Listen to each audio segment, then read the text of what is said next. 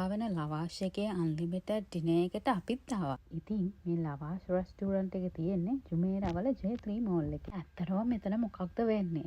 මෙයාලගේ තියෙනවා ඕසම් මෙනු එකක්. මෙනු එක බෙදලා තියෙනවා ඔෆර්ස් 3කට. ඉතින් අපි තෝරගත්තේ කෑම වර්ග 30කටත් වඩා තියෙන මෙනු එක. හැබැයි ඉතින් කෑම වර්ග 30ම ඔයාගේ ටේබල් එකෙන් ගෙනල්ලා තියන්නේ නම් නෑ.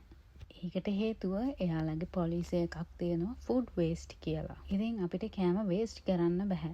අපි කෑම එක කන ප්‍රමාණය අනුව බලලා තමයි එයාලා ඊළඟ කෑම එක ගෙනල්ලා තියන්නේ. අපිට කන්න බැරි වුණොත් ඩිරාම් 40ක ෆයින් එකකුත් ගෙවන්න වෙනවා.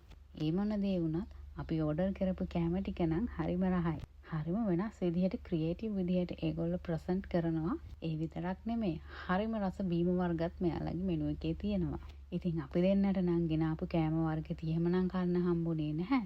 එතනින් පොඩි ප්‍රමාණයයි කා ගන්න පුළුවන් උනේ. ඒ විතරක් නෙමෙයි. මේ මෙනු එකේ ඩෙසර්ට් වර්ගත් තියෙනවා. ඉතින් මේගොල්ලන්ගේ තියෙනවා මැංගෝ ඩෙසර්ට් එකක්. මේක නම් මාරම රහයි. හරිම ලස්සනයි. හරිම ක්‍රියේටිව්. ඉතින් මං හිතනවා ඕගොල්ලන්ටත් යාළුවොත් එක්ක වීකෙන්ඩ් එකේ මෙතනට ගියොත් බඩ පැලෙන්න කාලා එන්න පුළුවන් කියලා. ඔයාට ලොකු ඇපටයිට් එකක් තියෙනවා නම් මෙතන තමයි යන්නම හොඳ තැන. ඉතින් ඔයාලත් ගිහින් බඩ පැලෙන්න කාලා එන්න.